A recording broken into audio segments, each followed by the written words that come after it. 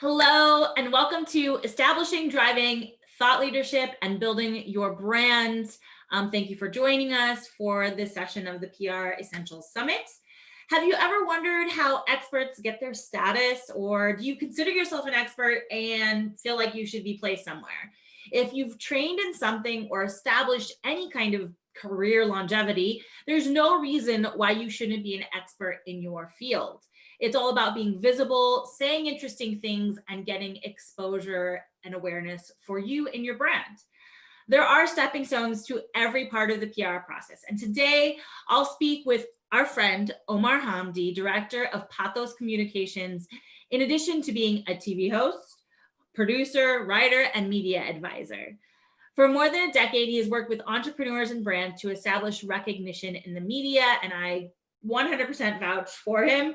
Omar will walk us through on best practices in establishing and driving thought leadership as an expert and how it relates to building your overall brand.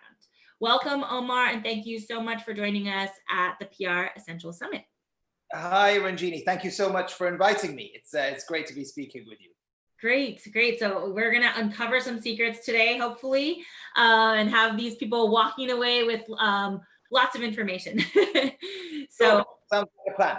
Okay. So establishing credibility and thought leadership has become vital to the lifeblood of many organizations these days. Storytelling, authenticity, all that stuff has really kind of become critical to building the story and getting media attention.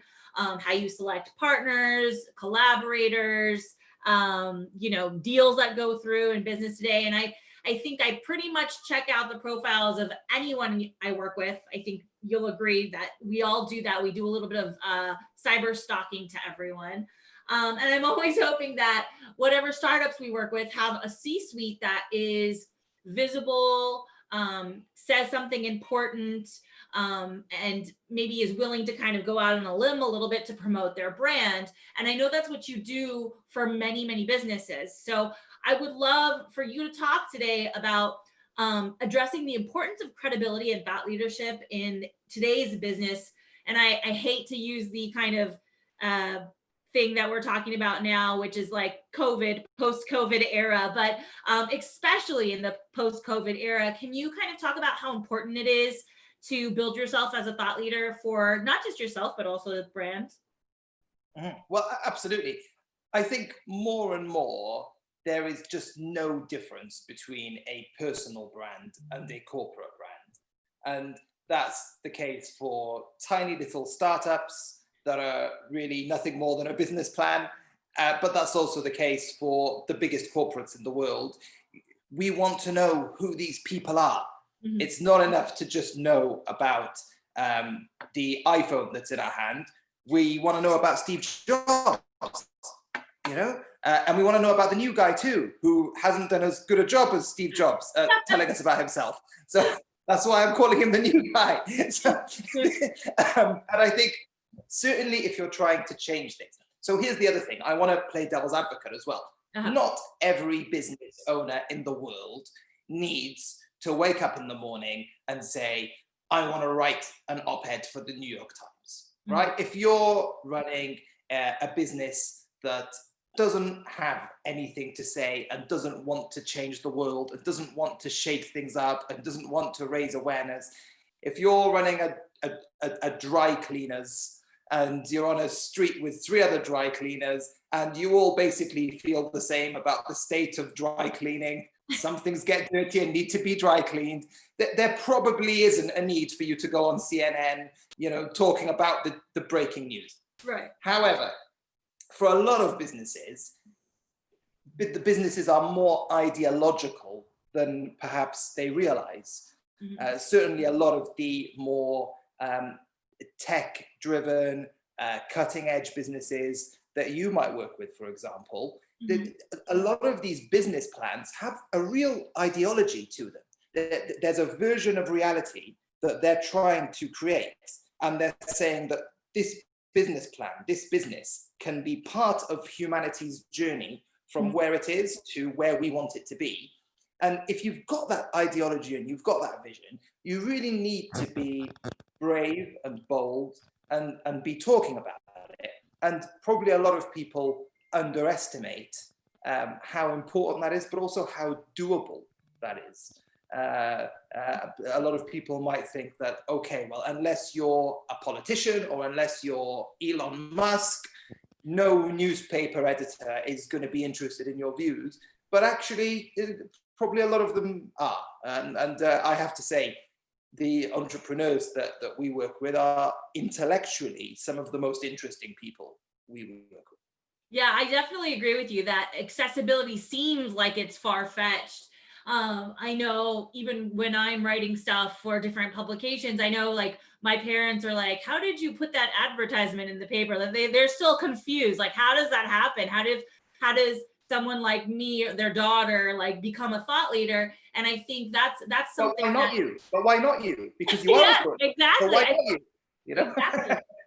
And I think that's the thing. A lot of these founders, you kind of have to live the life that you imagine that you already have, right? It's like putting yourself in that position. Nobody knows you're not a thought leader, and maybe you are a thought leader and you're just not voicing your opinion. And I think that's what's important about this conversation, is that all these founders that we're talking to today, and the founders that I talk to all the time, they should know that, you know, their opinion definitely matters, and it could be very interesting for many people to read about.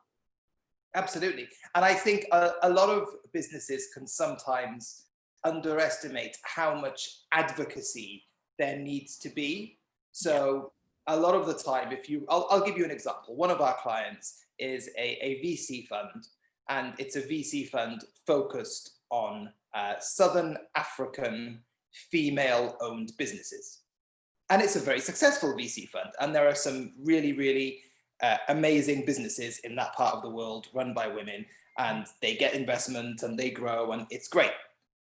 But to get a VC sat in California or London to turn away all of the entrepreneurs that are right in his or her face, and to say, there's a female-owned startup in South Africa that I'm going to put the money in, and to convince his or her colleagues of that, actually, there's a lot of advocacy that needs to be done to maximize that, you know? So there'll be some people who are the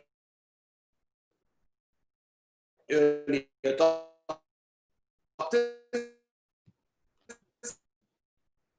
Hold on a second. You might have to.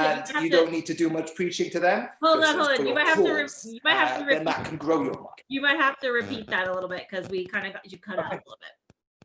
Sure. But you were talking where I kind of lost you a little bit, was where you were talking about convincing a VC firm, maybe in the States, to invest in something, and what kind of advocacy you'd have to do to get that kind of awareness. Yeah, absolutely. And there will always be some of a market there for you. And those are the early adopters, right? But with the right advocacy campaign, and if you almost view a startup almost like a political campaign, right? And we've got a 12-month political campaign, and we need to grow our market, grow our voters, you know, treat clients like voters. And you're trying to increase voter turnout and to increase the votes that you get. And that could really add a huge amount of value to a business. That's actually a really good point. Positioning yourself like a political campaign is a great way to see how you can build awareness, because they have to do it, right? And I think everyone really does have to do it. They just don't realize it to get successful. Absolutely. And it's probably more doable than a lot of people realize. Yeah. I think certainly if you can position yourself and your business and your vision as being part of the news cycle, then that makes you very, very relevant. I think the number one mistake that I see people doing is they can be very inward looking. So for example, I get a lot of potential clients coming to us saying, okay, we just had a successful funding round and we want the media to talk about it. Mm-hmm. And okay, you know, there are parts of the media that will talk about that. And you know, you're the expert on this stuff. I think, you know, a lot of the time I tell them, call Ranjini, you know, she knows exactly how to make everyone, you know, talk about, you know, your funding round and to get that buzz going. But you know what's 100 times more interesting than your funding round is the ideas that are in your heads that convince those people to give you their money. Yes, yes, absolutely. Yes. Yes, that's such a great point. Okay, so you're an entrepreneur, you're ready to kind of put yourself on the chopping block. What what are a few ways that founders and entrepreneurs can start to begin to build their profile? Like, what should they start thinking about doing when they want to dive into this thought leadership role or expert positioning? How should they get started? Like, what are the kind of basic building blocks of what they need to do? Okay, so I would say there's a muscle in each of our brains, and that's the muscle that we use when we're watching the news and we're shouting at the TV. Yeah. Okay, right? So we need to start developing that muscle and using it in a way that's commercially valuable, because shouting at the TV is not commercially valuable, right? So Well, I don't know. I'm sure Siri or Alexa or somebody is well, I'm sure they are. I'm sure someone's cashing in on that. But that muscle in our brain that makes us react to events and articulate our view, I think start training that muscle. A lot of us are training that muscle every day. If we're speaking about this on social media, I think particularly Twitter is a medium where people react to events and make arguments and make a case for something. Sure. But then trying to move beyond that. So I think, for example, Medium is a great place. LinkedIn is also a great place. There are lots of people writing things as LinkedIn posts where actually I'm reading it thinking, if I was running an op-ed section, I'd be DMing that person saying, can we use that? So I think that's the first stage, is just to get that muscle trained and to start using it, and to see that as a core activity for a founder.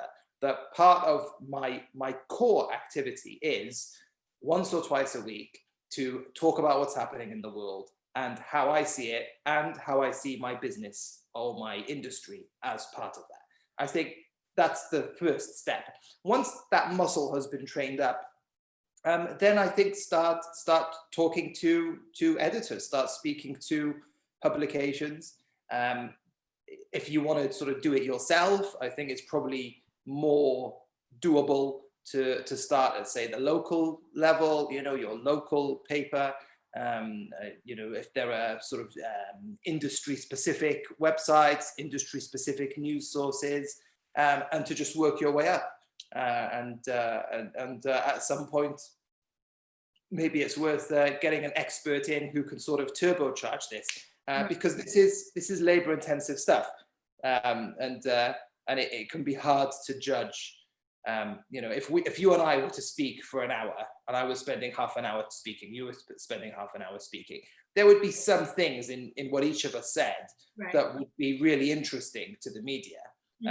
But sometimes with our own thoughts, we're too close to them. So sometimes you need an outsider to say, well, that was all great, but those 3 sentences that you said in the last 30 minutes, I really like those. Yeah, no, absolutely. Those are good starting blocks. I love that. Do you think, so if you're, speaking is something that we do quite often with programs, especially with founders. And then I think thought leadership and speaking are kind of in the same, they are in the same category.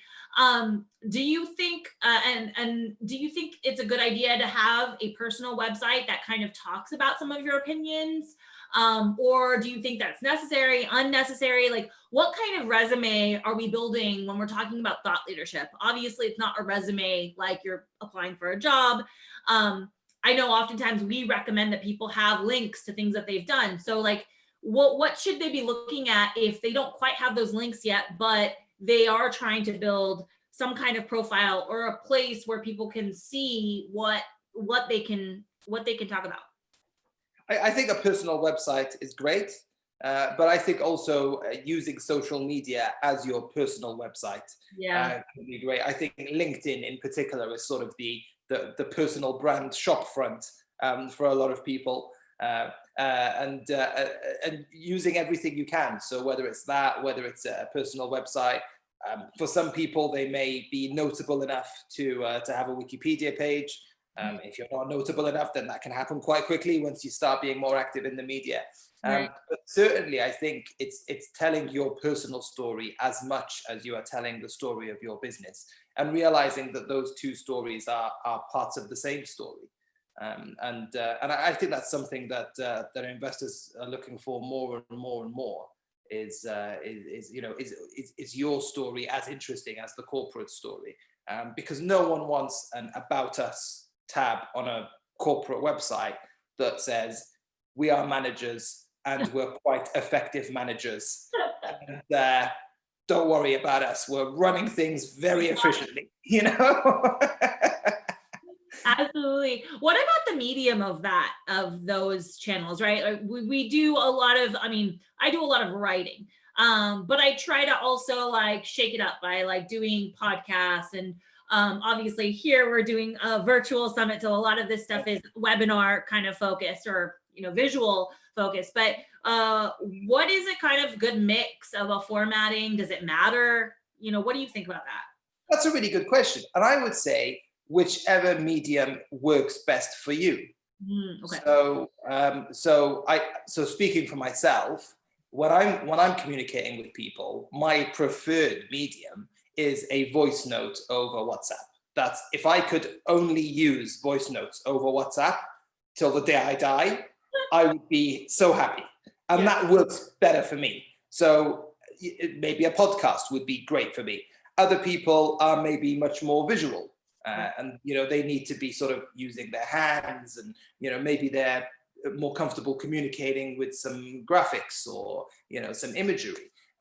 Whereas other people are more comfortable with the written word, and their idea of communicating is late at night, typing out their thoughts on a blank screen. That's the only way they can really sort of get in there and get their thoughts out. So I would say whatever works best for you. And if you don't know what works best for you, try everything and see what felt the best. What was most natural, what was least painful, what was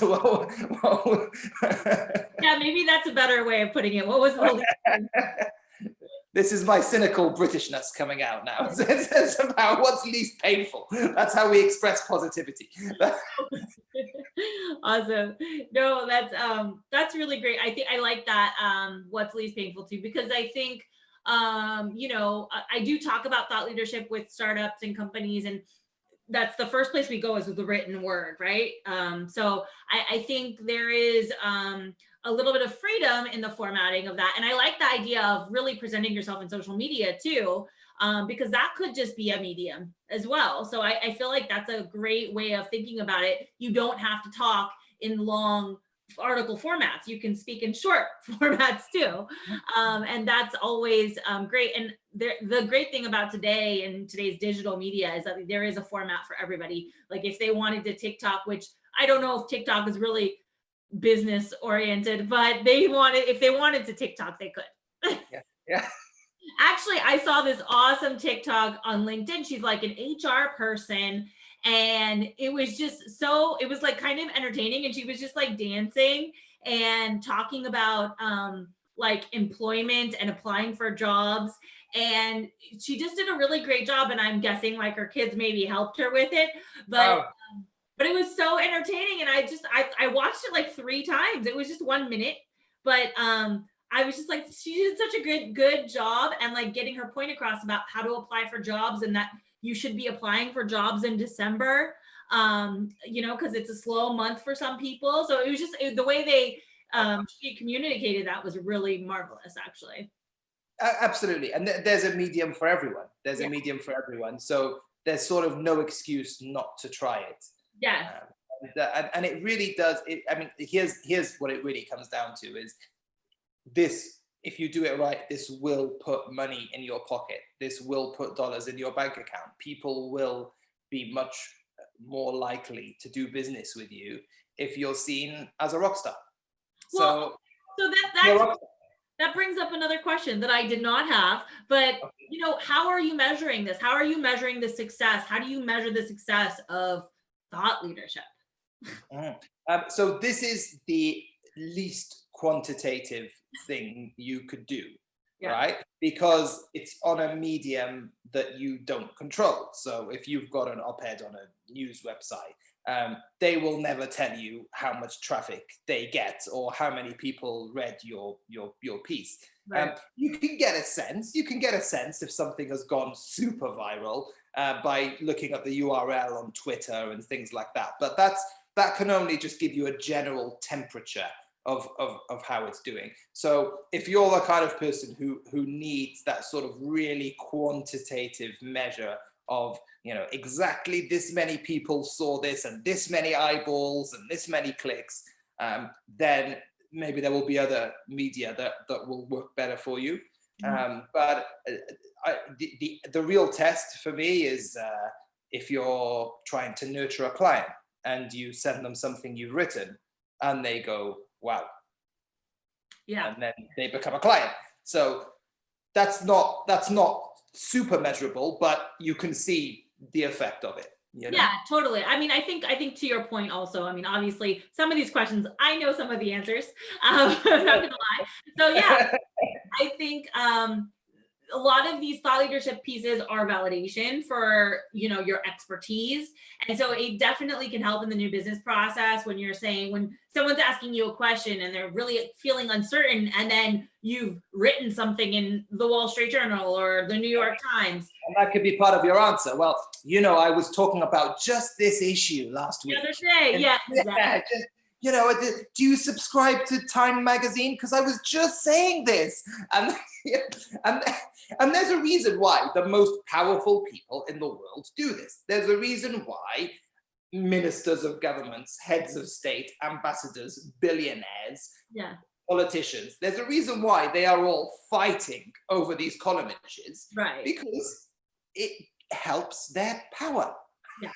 Yeah, so I think that's the other thing, right? You can't measure it necessarily quantitatively directly sometimes, but it's, hey, you're positioning yourself against the millions of people who are trying to position themselves but aren't doing it, doing thought leadership. And I think that's another good point. I have a client who's a doctor, and he's always like, oh, Sanjay Gupta he's always being quoted in this, or this other doctor, Kevin MD, is being quoted. I'm like, well, he's saying something, you're not. So and here's the other thing is, how many years did those names spend, and how much money and time did they invest to get to that stage where they are national brands in their own right? It's a tough journey. Like, I would never hate on anyone for getting to that stage, because I know how hard someone has worked. If they haven't, then someone like me has worked damn hard to get them there, and they've invested a lot of money in that. And this is actually one of the drivers that I get a lot is, who's this guy? And usually it's like a competitor. Who's this? He's always on the TV. Who is this guy? That should be me. And it should be you and that guy. There's room for everyone. That's total point. It's it doesn't happen overnight. These people have been doing it for a long time. So when you're thinking about doing thought leadership, think of the long haul. I think also just try. I like the trying different formats. That's an awesome recommendation, because then people can see that you're versatile or that you're willing to do. I mean, a part of, I think, inspiration comes out of other people's willingness to try things, because then it inspires other people to try. So especially in the startup world, you want to be inspired. And I think that's part of it as well. And I love thought leadership. And I think also it's taken its own place in media over the last couple of years, especially this past year, of course, with COVID. So I think more people are thinking of it as a top of mind thing versus what we would typically talk about as PR or traditional media. So it's I feel like it's rising in importance right now. That's an interesting observation. I've never thought of it like that, but I think you're right, because normally we would get our, let's say we're a room full of founders and we all want to sort of show everyone how great we are and do lots of business. We'd normally get that social status from what we're wearing or how we're coming across or who we're having a power lunch with. And, a lot of the time this year, we haven't had that. So it's almost like our media footprint. The media footprint is the new Rolex. It's the new status tool. Yeah, no, absolutely. I love it. Okay, so I have this loaded question here. Forbes, Inc., Entrepreneur, several other major outlets are leveraging their SEO capabilities and their kind of their status for paid thought leadership programs. And I'm just wondering, what do you think about that? Things like the Forbes Business Council or Entrepreneurs New Council. I strongly believe editorial is obviously like a very valid and credible thing, but I think all of these platforms are credible to some degree. I mean, they're not going to put you on there if you're just somebody who doesn't know what they're talking about. They still have an editorial board, but like, what do you think about these paid programs versus something that's like an earned media opportunity? I think they're all great. I think they're a lot more affordable than they used to be. So not so long ago, if you wanted to do a sponsored content with a big media brand, the spending would start at 50K or something, and that would be for a really basic package. And I think what these brands have realized now is that because everyone is becoming more and more media savvy and media aware, and everyone wants to be credible, they've created an affordable version of that product.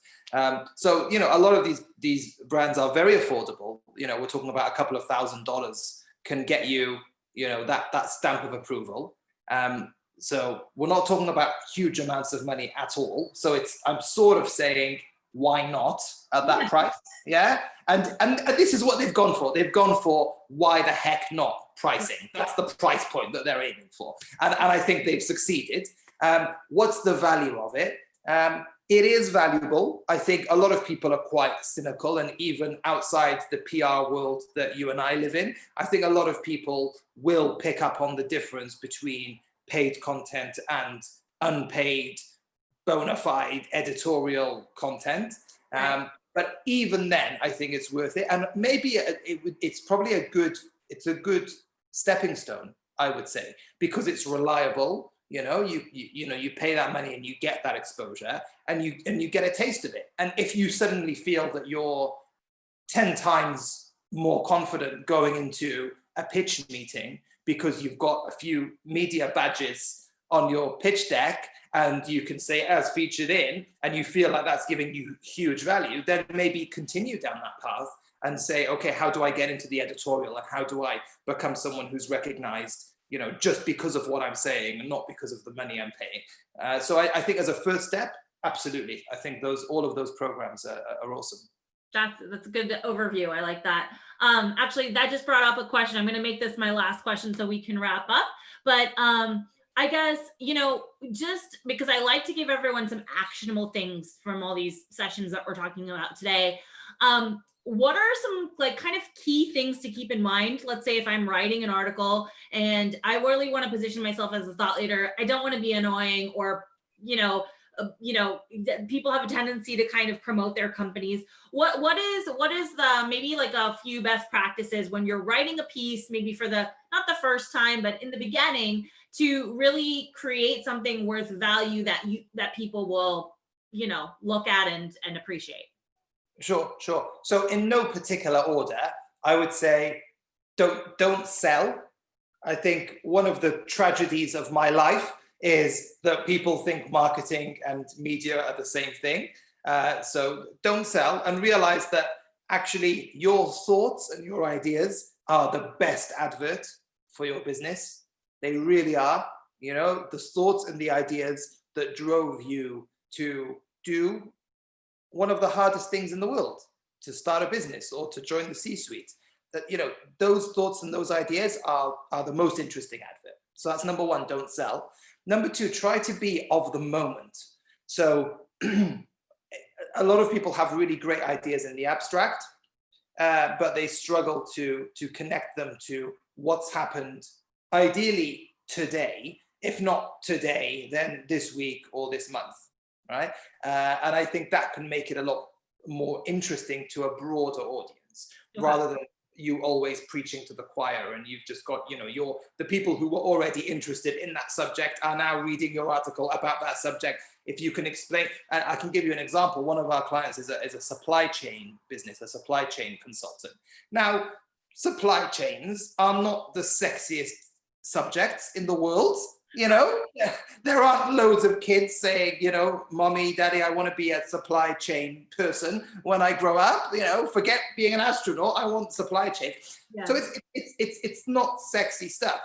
But if you link that to how soon are you going to get a vaccine, suddenly everyone cares about supply chains, right? Yeah. And that's a real life example of a piece we worked on for a client and got published. And we wouldn't have got it published if we weren't connecting the dots. So number one, don't advertise. Number two, connect the dots to what's happened today, or if not today, this week.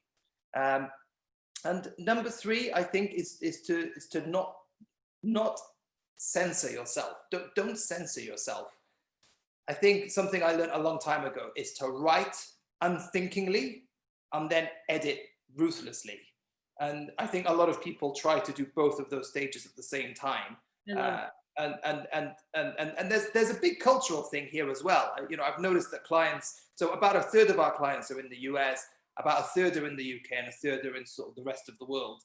I would say, just comparing the US and the UK, just a huge difference is that Brits are taught to doubt themselves at a very, very early age. And it's almost like they're heckling themselves as they think of ideas. Whereas Americans, I think, are much more expressive and vivacious people. Overly confident, maybe. Well, and confidence is awesome. We love confidence. So I would say, don't sit there asking yourself, "Ooh, can I say that? Is that going to upset anyone? Is that controversial?" Get it out there, and then have a cup of coffee, go for a walk, and then do that little check. But don't do that at the start, because then you get that sort of writer's block of, oh, I don't know what to say, I don't have anything to say. So don't advertise, and don't edit yourself. Don't be harsh on yourself, and be of the moment. I love it. Those are great pieces of advice. Thank you so much. I feel like this was so useful. For me, at least it was useful. I'm hoping everybody's watching. Where can people find you if they want to connect with you or make sure that they're being in the moment? So I am actually, I do not follow my own advice, and I'm not on any social media, and I don't write anything, and I don't express opinions anywhere, because we've got such a mix of clients that sometimes we're on both sides of the same debate, right? So I'm a blank canvas for my clients' paintbrushes. So I don't do anything that I've just told you to do, so I'm a huge hypocrite. But our website is pathoscommunications.co.uk. That's PATHOS, pathoscommunications.co.uk. And people can contact me through there. Just to preface, he might not take any of his advice, but he's amazing. So thank you so much. Thank you. But he's amazing. It works. I promise it works. Thank you again so much. I'm hoping everyone has gotten some useful advice out of this. If you guys have questions, contact Omar, contact me, and we will try to help. All right. Well, good luck with the rest of the summit, and we'll see you in a few minutes. Bye.